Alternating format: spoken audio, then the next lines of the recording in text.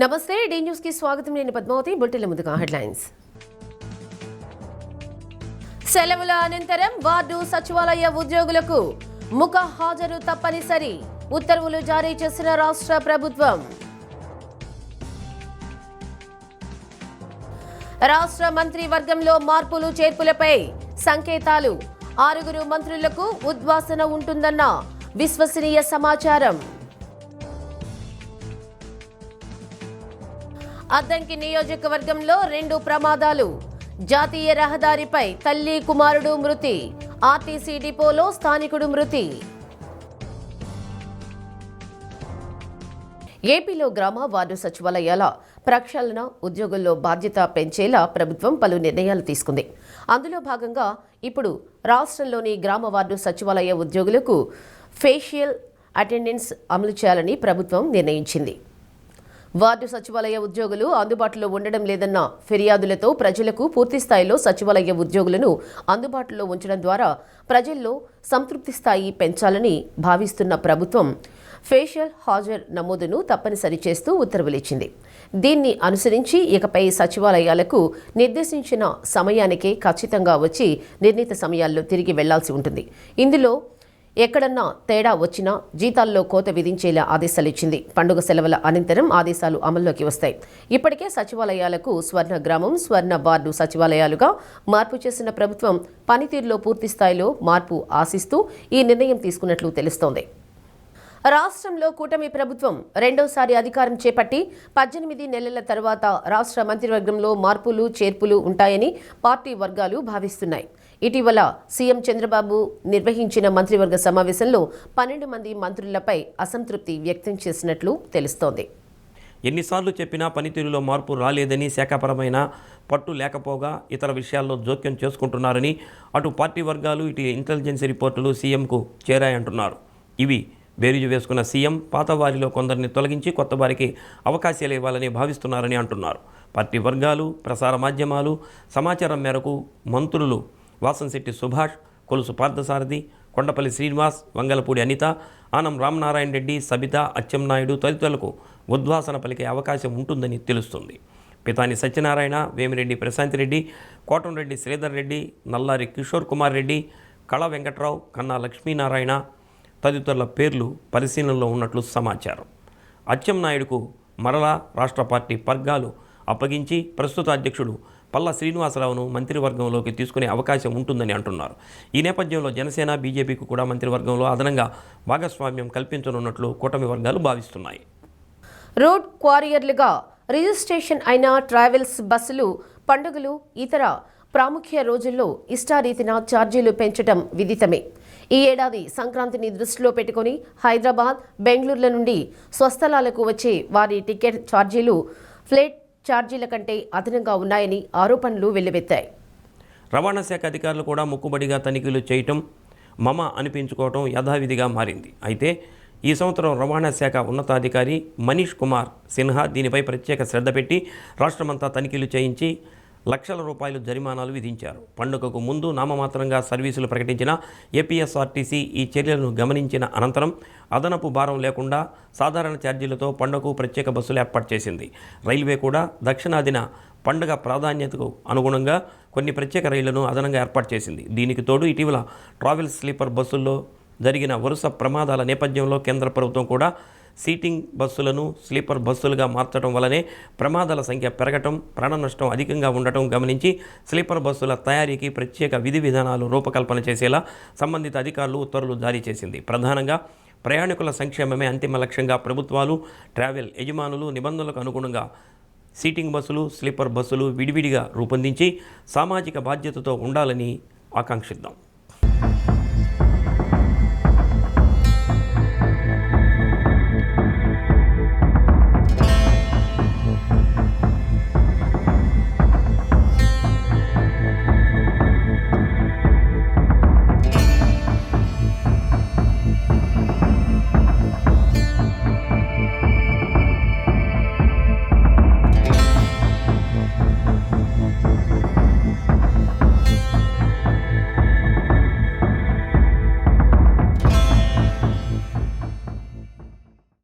భారతదేశంలో 102 వందే భారత్ రైళ్లు నడుస్తూ ఉండగా సికింద్రాబాద్, తిరుపతి మీదుగా ప్రయాణించే వందే భారత్ రైలుకు రైల్వే శాఖ ప్రత్యేకంగా ఆరెంజ్ కలర్ కేటాయించి 20 బోగీలతో నడుస్తుంది. ఈ రైలును 2023 ఏప్రిల్ 9న ప్రారంభించి కొన్ని నెలల పాటు 8 బోగీలు, తదుపరి ప్రయాణికుల ఆదరణతో 16 బోగీలు, డిమాండ్ బాగా పెరగడంతో 20 బోగీలకు పెంచారు. ప్రారంభంలో తెలుపు రంగులో ఉండే కంపార్ట్మెంట్లు ఇప్పుడు ప్రత్యేకంగా ఆరెంజ్ కలర్లో కొత్త శోభ సంతరించుకుంది.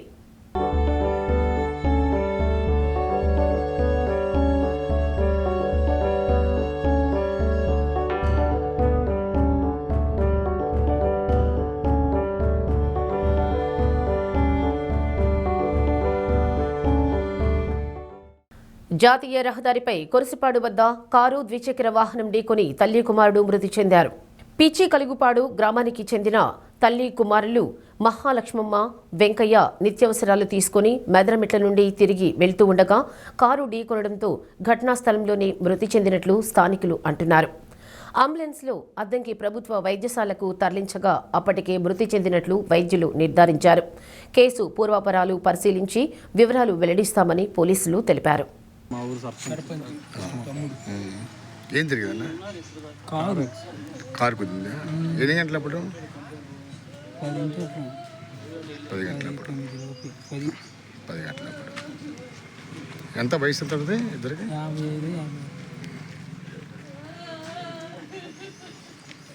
మీకేమవుతాడు అన్నయ్య? ఇప్పటికే మొదలైన ఎలక్ట్రానిక్ వస్తువుల పెంపు ధరలు త్వరలో మరింత తీవ్రమయ్యే సూచనలు ఉన్నాయంటున్నాయి మార్కెట్ వర్గాలు. కొత్త స్మార్ట్ ఫోన్, టీవీ లేదా ల్యాప్టాప్ రేట్లు కొనుగోలుదారులకు ముందు రోజుల్లో మరింత భారంగా మారనున్నాయి. ధరల పెరుగుదలకు ప్రధాన కారణం మెమరీ చిప్స్ కొరత అని అంటున్నారు. ముఖ్యంగా ఆర్టిఫిషియల్ ఇంటెలిజెన్స్ ఆధారిత టెక్నాలజీ వేగంగా పెరుగుతూ ఉండటంతో డేటా సెంటర్లు, ఏఐ సర్వర్లు భారీగా మెమరీని వినియోగించుకుంటున్నాయి. దీని ప్రభావంతో గత 3 నెలల్లో మెమరీ చిప్స్ ధరలు దాదాపు 50% పెరిగాయి. ఆయా పరిశ్రమల వర్గాల అంచనాల ప్రకారం మార్చిలోపు మరో 50-40%, తదుపరి జూన్లోపు అనంతరం 20 నుండి 30% పెరగవచ్చంటున్నారు. ఈ ప్రభావం ఇప్పటికే మొబైల్ ఫోన్ మార్కెట్పై పడడంతో నథింగ్, వివో, ఒప్పో వంటి బ్రాండ్ ఫోన్ల ధరలు 3 నుంచి 5,000కు పెరిగాయి. శాంసంగ్ వంటి పెద్ద కంపెనీలు డిస్కౌంట్లు, క్యాష్ బ్యాక్ ఆఫర్లు తగ్గిస్తూ వినియోగదారులపై పరోక్షంగా భారం మోపుతున్నాయి. మెమరీ చిప్స్ ధరలు ఇలాగే పెరిగితే రానున్న రోజుల్లో మొబైల్ ఫోన్ల ధరలు 30 నుంచి 40% పెరిగే అవకాశం ఉంటుందని హెచ్చరిస్తున్నారు. ఇక టీవీ మార్కెట్ కూడా ఇదే తరహాలో కొనసాగుతుంది.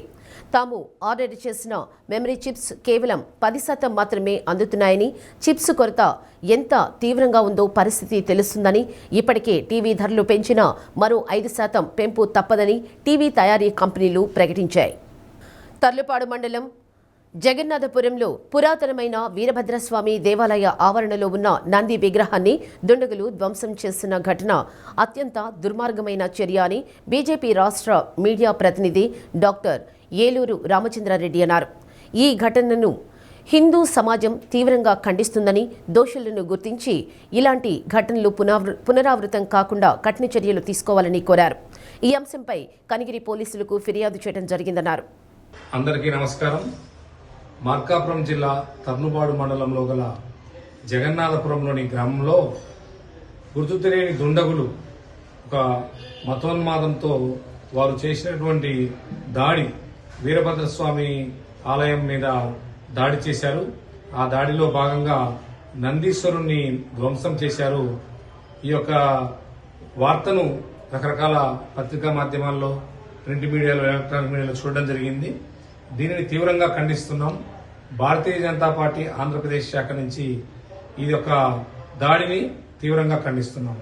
ఇలాంటి సంఘటనలు పునరావృతం కాకుండా చూసుకోవాల్సిందిగా స్థానిక ఎస్ఐ గారికి, అలానే పొదిలి సిఐ గారికి, కనిగిరి డిఎస్పీ గారికి ఈరోజు మార్నింగ్ తెలియజేయడం జరిగింది. వారు కూడా సంఘటనా స్థలానికి వెళ్తున్నారు. వెళ్లి ఆ పూర్వపరాలన్నీ పరిశీలించి ఈ యొక్క దోషులు ఎవరైతే ఉన్నారో వారిని తీవ్రంగా శిక్షిస్తాము, కఠినంగా శిక్షిస్తామని చెప్పేసి పోలీస్ అధికారులు హామీ ఇవ్వడం జరిగింది. ఇటువంటి దాడులు జరగకుండా చూసుకోవాల్సిందిగా పోలీసు వారిని కోరడం జరిగింది. అద్దంకి ఆర్టీసీ బస్టాండ్లో బస్సు కింద పడి రామ్నగర్కు చెందిన చెన్నకేశవులు మృతి చెందాడు. ఆర్టీసీ డిపోలో వెళుతూ ఉండగా అద్దంకి డిపో బస్సు ఢీకొనడంతో కన్నుమూశారు. సిఐ సుబ్బరాజు ఘటనా స్థలికి చేరుకొని మృతదేహాన్ని ప్రభుత్వ వైద్యశాలకు తరలించారు. కుటుంబ సభ్యుల ఫిర్యాదు మేరకు కేసు నమోదు చేశామని, బస్సు డ్రైవర్ పరారీ అయ్యాడని తెలిపారు.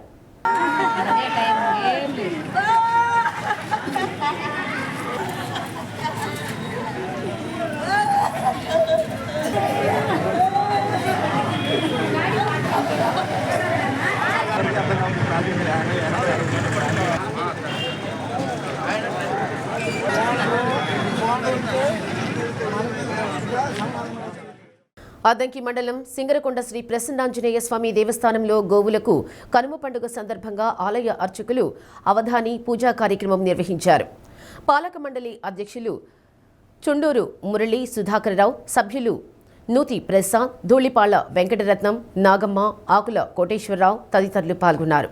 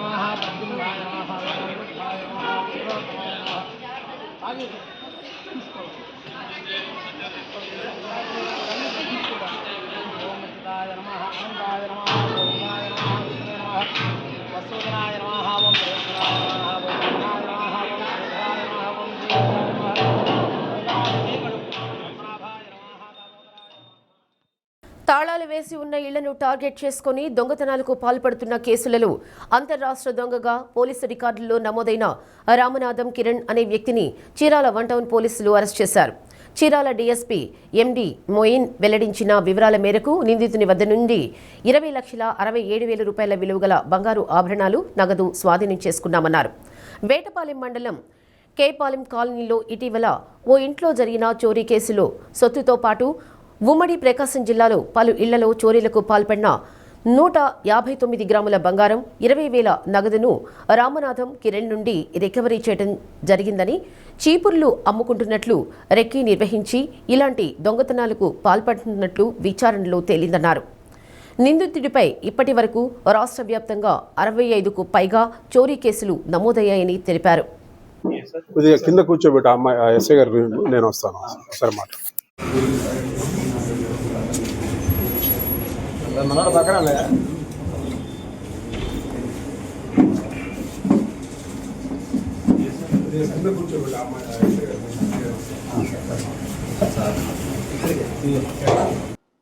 రామనాథం కిరణ్ అనే అతను, ఇతని మీద దాదాపు మన స్టేట్లో 65 కేసెస్ సుమారు ఆల్రెడీ ఉన్నాయి. One of the wanted criminals ఇతను. ఇతనికి ఇదే వృత్తి కూడా ఇదే దొంగతనాలు. ఈ దొంగతనాలు చేస్తూ ఉంటాడు. ఇతను గతంలో చీపుర్ల వ్యాపారం చేస్తా మన స్టేట్ మొత్తం తిరుగుతూ ఉండేవాడు. ఆ టైంలో ఎక్కడెక్కడైతే హౌసెస్ లాక్ చేసి ఉంటాయో ఆ హౌసెస్ని గమనించి ఎవరు లేని సమయంలో ఆ ఇంట్లోకి వెళ్ళి హౌస్ బ్రేక్ చేసి దొంగతనాలు చేసే అలవాటు ఉంది. ఇదే క్రమంలో గత నెల కూడా ఇట్లాగే చీరాల 1 టౌన్ ఏరియాకి వచ్చేసి అఫెన్స్ చేయడం జరిగింది. ఈ అఫెన్స్కి సంబంధించి మన చీరాల 1 టౌన్ పోలీస్ స్టేషన్లో 15 గ్రాముల రింగులు, 2 రింగులు, అట్లాగే ఒక చైన్, అట్లాగే బంగారు నగలు కరిగించగా వచ్చిన 60 గ్రాముల ముక్కని కూడా మనం సీజ్ చేయడం జరిగింది. దీంతో పాటు సిద్ధవటం పోలీస్ స్టేషన్లో బంగారు నగలు కరిగించగా వచ్చిన 59 గ్రాముల బంగారు ముక్క ఒకటి, అట్లాగే రేపల్లె టౌన్ పోలీస్ స్టేషన్కు సంబంధించి బంగారు నగలు కరిగించగా వచ్చిన 25 గ్రాముల బంగారు ముక్క, అట్లాగే గిద్దలూరు కేసుకు సంబంధించి క్యాష్ 20,000 రూపాయలు కూడా సీజ్ చేయడం జరిగింది. ఈ కేసులో యాక్చువల్గా ఫస్ట్లో ఎటువంటి మనకి క్లూస్ ఏమీ లేవు. బాపట్ల ఎస్పీ ఉమామహేశ్వరరావు గారు ఐపీఎస్ ఆధ్వర్యంలో ఈ చీరాల 1 టౌన్ సిఐ సుబ్బారావు, అట్లాగే 1 టౌన్ ఎస్ఐ రాజ్యలక్ష్మి, అట్లాగే మన క్రైమ్ పార్టీ ఈ ASI Nagaraju, head constable Tanneeru Srinivasarao, head constable B Achaiah, head constable G Prasad, PC Balachandra, వీళ్ళంతా కలిసి బాగా ఈ క్రూజ్ కోసం ఎఫర్ట్స్ చేసి ఈ దొంగను పట్టుకోవడం జరిగింది. వాళ్ళని ఎస్పీ గారు అభినందించి రివార్డులు కూడా ప్రకటించడం జరిగింది. గురజాల నియోజకవర్గం పిన్నెల్లి గ్రామంలో వైసీపీ కార్యకర్త మందా సాల్మన్ హత్యకు సీఎం చంద్రబాబు, హోంమంత్రి అనిత బాధ్యత వహించాలని వైసీపీ రాష్ట్ర SC cell working president Kommuri Kanakarao Madiga demand చేశారు. ఒంగోలు వైసీపీ కార్యాలయంలో జరిగిన మీడియా సమావేశంలో వైసీపీ కార్యకర్త సాల్మాన్ హత్యపై పలు ఆరోపణలు చేశారు. రెడ్ బుక్ రాజ్యాంగంలో పూర్తిగా హత్యకు గురవుతున్నది దళితులేనని, పోలీసులు దాడి చేసిన వాళ్ళని వదిలిపెట్టి బాధ్యులపై అక్రమ కేసులు పెడుతున్నారని ఎస్సీసెల్ రాష్ట్ర కార్యదర్శి దుడ్డు వినోద్, నగర ఎస్సీసెల్ అధ్యక్షులు పసుమర్తి గోపీచంద్ తదితరులు పాల్గొన్నారు. గుంటూరు జనరల్ హాస్పిటల్లో చనిపోయినటువంటి మందా సాల్మన్ అతని మీద జరిగినటువంటి దాడిని, హత్యని తీవ్రంగా ఖండిస్తూ ఉన్నాం. గురజాల నియోజకవర్గం మాచవరం మండలం పిన్నెల్లి గ్రామంలో మాదిగ కులానికి చెందినటువంటి వైఎస్ఆర్ కాంగ్రెస్ పార్టీ నాయకుడు మందా సాల్మన్ని అదే గ్రామానికి చెందినటువంటి తెలుగుదేశం పార్టీ చెందినటువంటి వాళ్ళు దాడి చేయటం, ఆ దాడిలో తీవ్రంగా గాయాల పాలై కోమాలోకి వెళ్ళినటువంటి పరిస్థితిలో నిన్న గుంటూరు జనరల్ హాస్పిటల్లో చనిపోవడం జరిగింది. మందా సాల్మన్ హత్యకి పూర్తిగా ఈ రాష్ట్ర ముఖ్యమంత్రి చంద్రబాబు నాయుడు గారు, హోంశాఖ మంత్రి అనిత గారు బాధ్యత వహించాలని చెప్పి వాళ్ళ యొక్క నిర్లక్ష్యం వల్లే మందా సాల్మన్ చనిపోవటం జరిగింది, హత్యగావించబడ్డాడు. దీనికి పూర్తిగా బాధ్యత వాళ్ళదే. ఈ రాష్ట్రంలో శాంతి భద్రతలు క్షీణించాయి. రెడ్ బుక్ రాజ్యాంగంలో ప్రధానంగా గురిగా పడుతుంది దళితులనే దానికి మందా సాల్మన్ హత్యే సాక్ష్యం అని చెప్పి తెలియజేస్తా ఉన్నాం. కనీసం చచ్చిపోతే ఆ శవాన్ని కూడా పోలీసు యొక్క వేధింపులు కురుగబడి చచ్చిపోయినటువంటి ఏదైతే ఆ గ్రామం టీడీపీ వాళ్ళ యొక్క వేధింపులతోటి దాడులు చేసి ఆ గ్రామం నుంచి బహిష్కరించేటువంటి, ఆ గ్రామం నుంచి ఎల్లగొట్టపడి వేరే చోట తలదసుకొని గ్రామంలోకి వచ్చినందుకు ఈ కొమ్ము ఏదైతే ఈ మందా సాల్మన్ని ఈ విధంగా కిరాతకంగా దాడి చేసి తల మీద గాయాలు జరిగితే ఆ రోజు పోలీసులు మొత్తం అతను కాపాడటంలో ఫెయిల్ అవటం వల్ల ఈరోజు చనిపోవడం జరిగింది. దీన్ని బట్టి ఆంధ్రప్రదేశ్లో దళితులకు రక్షణ లేదు. కనీసం శవాన్ని కూడా గ్రామంలో బరియలు చేసుకుందామంటే కూడా పానీయకుండా పోలీసులు ఈ విధంగా ఆక్షన్లు పెడుతున్నారంటే రెడ్ బుక్ రాజ్యాంగం కేవలం దళితుల మీద అమలు చేస్తున్నారు. అంటే దళితులంటే చంద్రబాబు నాయుడుకి పడదు కాబట్టే దళిత ద్రోహి చంద్రబాబు నాయుడు అనే దానికి ఇంతకంటే సాక్ష్యం ఇంకోటి ఉందని చెప్పేసి మేము తెలియజేస్తాం. సంక్రాంతి పండుగ సందర్భంగా ఎర్రగొండపాలెం మండలం తమ్మడపల్లి చెన్నకేశవ స్వామి భక్తులతో మహిళలు అంకాలమ్మ దేవస్థానం వద్ద ప్రత్యేక నైవేద్యాలు ఏర్పాటు చేసుకుని పురుషులు కత్తిసాము చేస్తూ మేళ తాళాలతో ఊరేగింపుగా వెళ్లి లింగమయ్య స్వామికి సమర్పించారు. ప్రతి సంవత్సరం సంక్రాంతి పండుగకి ఇలా చేయడం తమ పూర్వీకుల నుంచి వస్తున్న ఆచారమని తెలిపారు. వివిధ ప్రాంతాల్లోని ప్రజలు పెద్ద ఎత్తున తరలివచ్చారు.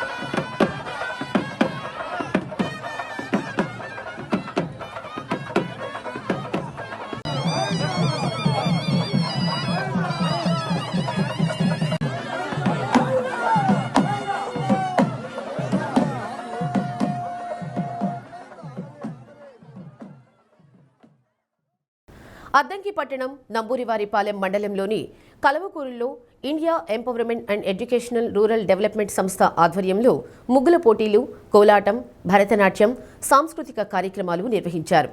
గ్రామీణ సంస్కృతి సంప్రదాయాలను పరిరక్షించాలనే ఉద్దేశంతో సంక్రాంతి సందర్భంగా కార్యక్రమాలను నిర్వహించామని సంస్థ అధ్యక్షుడు బత్తుల కిరణ్ చంద్ తెలిపారు. నంబూరివారిపాలెం అంబేద్కర్ యూత్ ఫోర్స్ కమిటీ సభ్యులు కట్ట రమేష్, నాగాంజనేయులు, చంద్రశేఖర్, కలవకూరు కోలాటం భజన బృందం కమిటీ సభ్యులు శ్రీనివాసరెడ్డి తదితరులు పాల్గొన్నారు.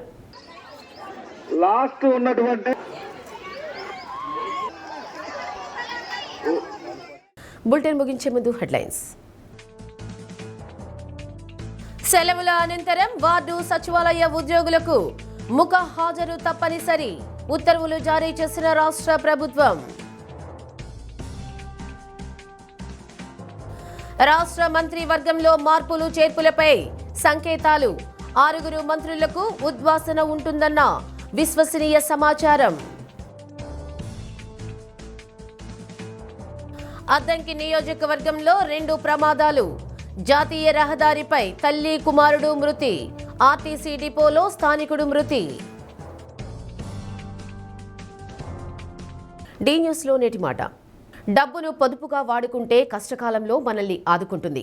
విచ్చలివిడిగా వాడితే అదే మన జీవితంతో ఆడుకుంటుంది.